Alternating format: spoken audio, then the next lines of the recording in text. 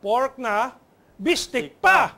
Ano? Akala nyo, yung Malacanang lang ang may pork at senador at congressman ay nako sa Quezon City po. Ano?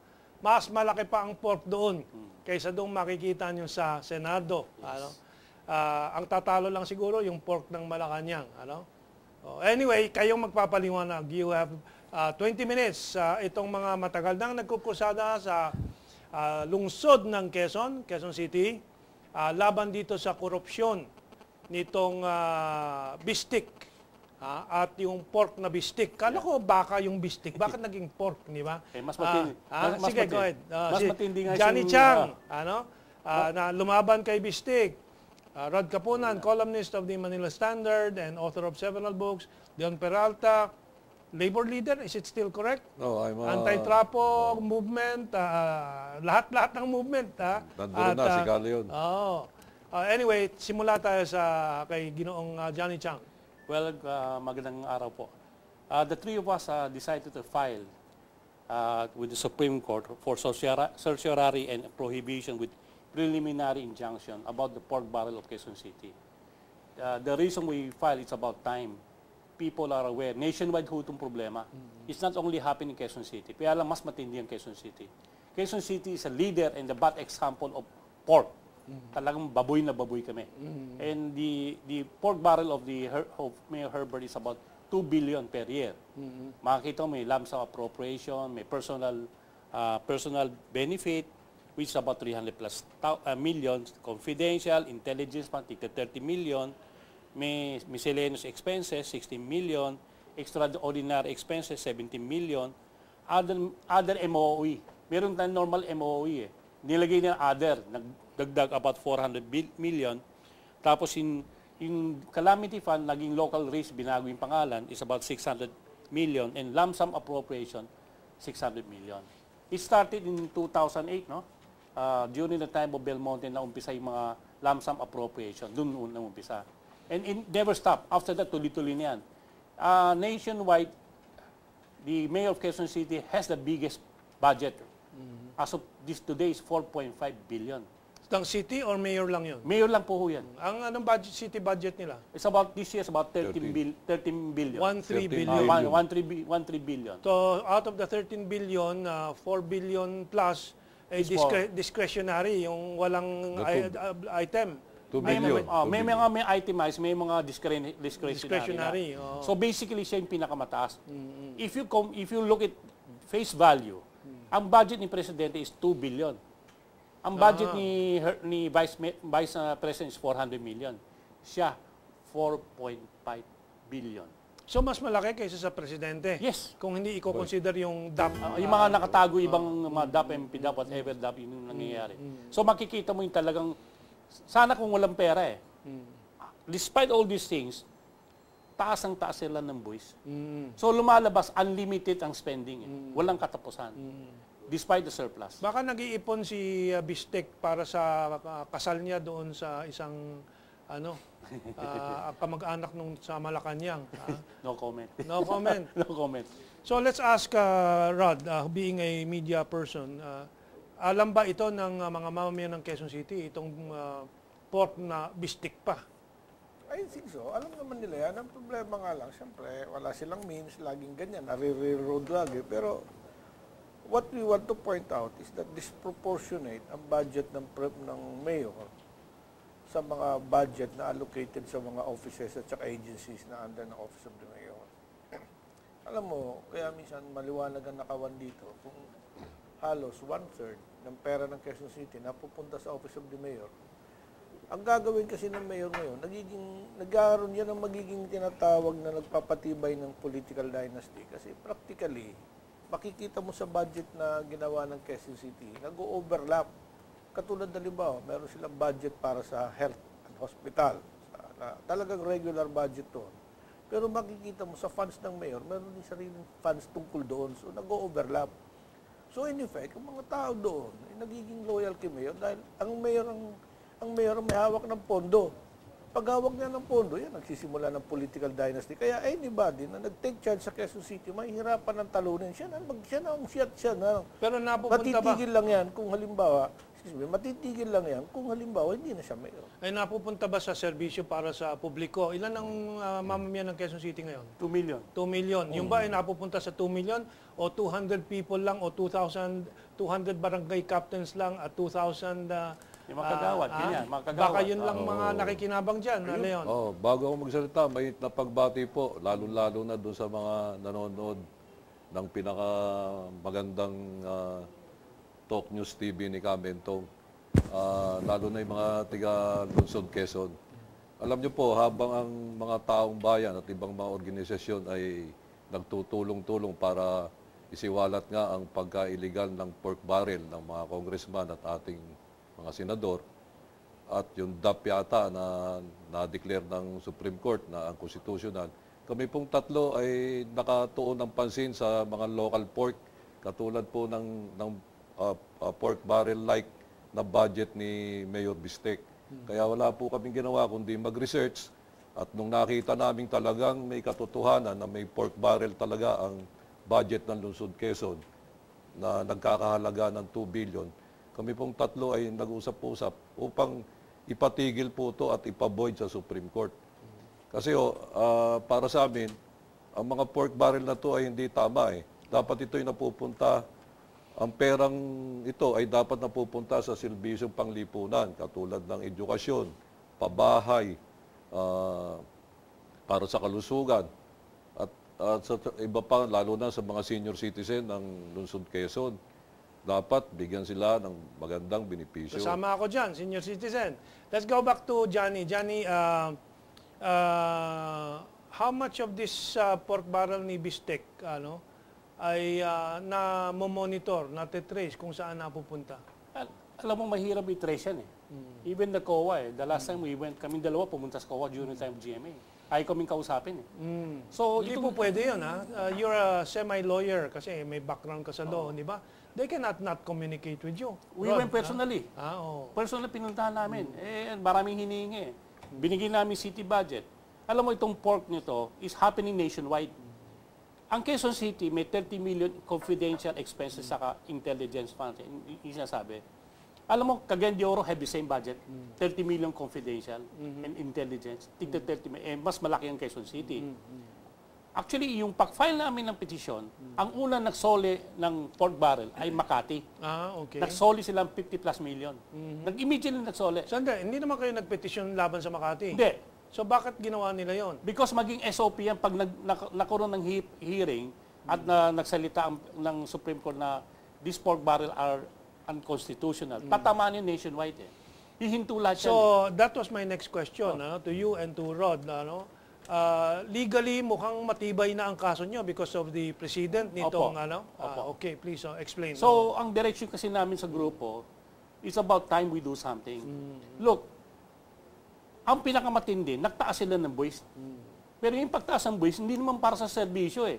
Para sa baboy nila. Sa pork nila. Pero isipin mo, ang buong Quezon City, we have intellectual. They are sitting in the comfort of their room. Sana gumawa sila ng paraan. Tumulong din sila. Because apektado sila eh. And this time is already happening. Ang daming mga senior citizen. Wala ng trabaho. May mali ng bahay sa kalupa. Kakabuis mo sa kanya, pag di na kayang bayaran, sino maging may-ari niyan? City government.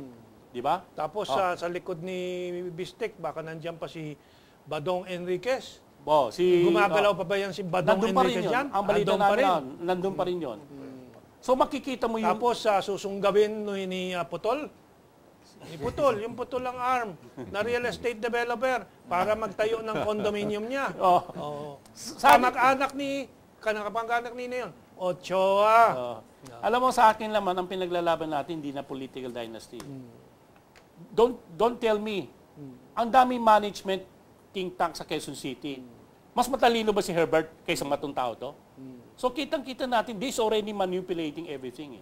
So we don't... lang, si Bistek ba ang may utak o yung naglagay sa kanya? Yung naglagay sa kanya. Sino yun? Si Belmonte naman. Alam si Sunny Belmonte. Everybody knows it. Sunny Belmonte na amo ni Putol. Na bilyonaryo ngayon. Billionaires na sila lahat. Yun. So, ang sinasabi ho natin ngayon, Yung coach ni, ano yan, Sino? Coach ni Noy Noy. Coach ni Noy Noy. Yung putol o si Belmonte? Si Belmonte. so kitang-kita natin ngayon, ang pinag-uusapan natin is no longer political dynasty. Is worse than that. They control everything. So, makikita mo in the last election, They also control Philippine Star. Di ba? In the last election, may 150 million na budget for election. Binayaran lahat. Diba? So, katulad niyan, maraming nagtatanong sa amin, bakit up to now, despite natalo kami, hindi kami natalo. Imagine Barangay San Roque, Camentong. Squatter area. Paano nanalo si Herbert? Sasabihin nila dahil artista, komedyante. Hindi yun eh. Even yung Manila, puro middle class yan. Nagninegosyo. Upper class. Paano kami natalo? Paano siya nanalo? Lahat naman galit. So, kitang-kita natin is no longer political dynasty. Kontrolado nila lahat yan. Hawag nila lahat. So, ito yung pag-asa namin. At saka yung PICOS machine. PICOS machine. Di ba? Nakita mo yung first 3 hours, nanalo tayo. Biglang nalusaw. 2,000 votes ni Herbert. Kami, 40. Ako personally, 40 plus thousand votes. Biglang nawala. Tumahimik ang buong COMELEC. So, ang pinaglalaban kasi natin, this is the future. Ang future ng buong bayan. Hindi kikita ang COMELEC sa inyo. Ayan problema kay Herbert at kay lahat kumikita sila. Alam mo, yun ang problema eh. Di ba, even in the Bible sinabi, money is a root of all evil. And apparently, pork barrel is a root of all evil. Pag walang pork, ialay mo diretso yan, wala nang tatakbo.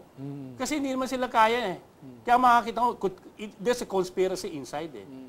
Then there's a socialist housing tax na buti nga na TRO. Okay. Makikita mo, may sariling... So, yung housing tax na TRO, thanks to you, ano? No, diba? not to us. There's a certain attorney, Joe Ferrer. Jose Ferrer yata. Ferrer. Jose Ferrer. May you help me invite him to our discussion Hindi dito? namin makontak. makontak eh. Kasi magpapasalamat sana kami sa kanya eh. Because we filed a case 3 years ago, wala nangyari. When he filed directly with Supreme Court, Supreme Court. Kaya nga saludo kami sa kanya. And they're still good people fighting against all these politicians. Corrupt politician. Corrupt. May mga politician naman maayos. Mahirap lang hanapin kung saan sila. Rod, as a writer... Actually, napansin ko lang, gusto ko lang ikwento rito na yung DAP ng City Hall at saka yung DAP ng Malacanang, may konting variation. Pero ang promotor niyan, ang promotor sa Malacanang, sabi nila si Abad. Pero sa tingin ko, may nauna pa dyan si Belmonte. Si Belmonte. Ang kay Abad, hindi pa nakaupo to si President Aquino. To si Belmonte, ginagawa niya na. Ang variation ng Kiabad, ang Kiabad, kumukuha mismo siya ng pera na walang appropriation sa Kongreso. Pinamimigay niya, pinababribe niya. Ang sa Quezon City, ang ginagawa niya, ni Belmonte, nung panahon pa niya, hanggang tinuloy nga lang ni Bautista ito, kumukuha siya ng bulto na pera. Mayroong tinatawag na ordinansya ng City Council dyan. Katulad na liba ko, ang budget 10 milyon o 10 bilyon, ikukunin niya 3.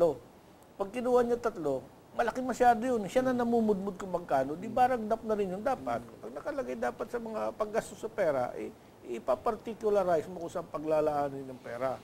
Pero pag ibinigay mo ng bulto, sabihin mo, ito for the mayor, para kay mayor ito, 3 bilyon, para na rin dap yan.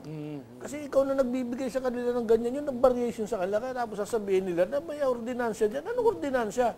Yung ordinansya nga, yung sinasabi ko kanina, na nag-overlap. Anong mga, ilera mo dyan ng mga agencies dyan sa Quezon City? May budget isa-isa yan, pero makikita mo, pag tiningnan mo sa under the opisina, binabudgetan ng mayor, mayroon din siyang sarili nang gagaling sa Office of the Mayor, ang tawagin natin. Anong tawag mo doon? Di ba DAP din yun? Pinakamatindi yung calamity fund. Oo, yun. How much is that?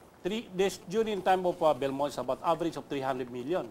Di ba? Ngayon, nasa 600. But they never declare state of calamities. Saan napunta? Si Johnny kasi, hindi naintindihan eh. Ang sinasabi ko, wala pang bagyo, ubus na eh. Oo nga eh. Yun ang calamity. Yun ang calamity. May kasunod yan. Ginawa sa national. Ang national government may 7.5 billion na calamity fund. Di ba during the question, tinatanong kay Presidente, Di ba may calamity fund 7.5, sabi na may natira 1 billion, but na-correct, wala na pala. Wala pa rin ang calamity. Yan ang mga calamity. Yan ang mga calamity. Genius. Let's go gusto to kong Leon. dagdagan yung nabanggit niya yung pangalan ni Secretary Abad. Gusto naming ipaalam na isa sa mga respondents dito, si Secretary Abad mismo. Diyan sa petisyon Oo, kasama. so- Okay, good. So si Mayor Herbert, si Joy Patingin nga Belmonte, petisyon. Habang, at si Secretary Abad. Ang argumento namin dito ay dahil ang local government hindi talaga independent to pagdating sa budget. Nagpapa-approve pa to sa DBM. Kaya nakita namin na theoretically, inapprovean ni Secretary Abad yung ganitong klaseng pork barrel system na hindi dapat ina-approvean. Kaya sinali namin si Secretary Abad as one of the respondents. Okay, oo. So, nais ko lang ipakita sa ating publiko, although you may not be able to read the fine print, just formally, you can see, John Charles Chang Jr., Kapunan, etc., Peralta, versus Secretary Florencio Abad of the DBM, Mayor Bautista, and Vice Mayor Josefina G. Belmonte. And what about yung councilors? Kasama ba dyan? As responses? Actually, Hindi na itong mga ito. under the, kasama na doon kay Vice Mayor Joy Belmonte. okay. I Sige, would Rod. like to repeat this kasi importante ito kasi gusto ko ito may makarinig sana mga maestrado sa paliwanag natin na ito.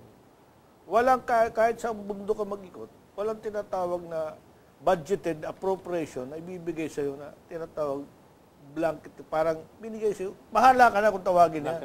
Blanket authority. Suppose I will give you 3 trillion at 3 billion. Walang ganun na budget na bahala ka sa buhay mo. DAP pa rin yun ang tawag nun.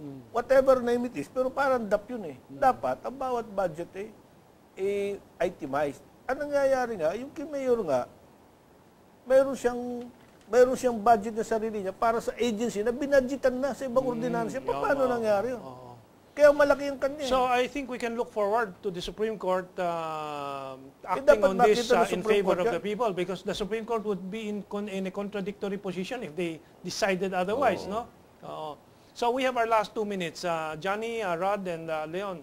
We'll start with Leon, and then Rod, and then finally si Johnny. Rod, message mo. Katulad po ng aming ginagawang tatlo, inihiling po namin sana sa mga residente ng Lungsod Quezon na hindi lang dapat maging aktibo habang may eleksyon, kundi after election maging aktibo rin. Tayo po'y makialam, tayo po'y tignan natin po ang ginagawa ng ating mga lingkod bayan, at kung may mali sila, punahin natin sila, kung may tama sila, purihin natin sila. Ang isa lang po ang sasabihin ko, gumising po tayo ngayon, mga tigang Lungsod Quezon, meron pong pork barrel ang Lungsod Quezon, kaya dapat to, labanan natin to at ipabasura po natin ang pork barrel ni Bistek. Okay, Rod. Alam ko naman, optimistic ako na madideclare na illegal yung pork barrel ng Quezon City. Kasi kung ang Supreme Court nagdesisyon sa nasyonal, saan naman kapag tatawanan ng Korte Suprema na sila naman ginawa nilang legal sa baba, hindi pwede yun. Automatic yan. Kaya sila sa tingin ko, pakiramdam ko, ang mga opisyalis ng local government yan, ininiribo sila lahat dyan. Hindi maaaring hindi magkaganon. Yun ang tingin ko, obserbasyon ko. Maniwala, malakas ang loob ko na maalis yan. Okay, Johnny. Well, the same thing, masyadong makulit. In the last 40 plus years, we fight for reform. Puro reforma yan eh. And I think people should wake up. Di naman sila may-ari ng Quezon City. Huwag na yung maging alipin ng mga politiko. Masyado na to eh. They didn't want it, taas ang buwis. Wala naman silang pakialam sa atin. They don't care about us. Di ba? Ang pinakamalaking kasalanan siguro yung COA. COA have to see that everything is implemented rightly. Di ba? Kaya ito yung nangyayari sa atin, pagpahirap sa atin yan. And yun ang karapatan. Merong karapatan ang tiga Quezon City. As taxpayer, as resident of Quezon City, we have the right to know. It's about time we oppose. I think most of you are much better than Herbert eh. Sa management lang makikita mas magaling at mas maraming may magandang idea na pagbabago sa Quezon City. And we need your support. Si Herbert Bautista lang ang katawa-tawa. Di ba? Mahirap makipagkompetensya dyan. But seriously, hindi po pwede talaga yung pork maging bistek at bistek maging pork.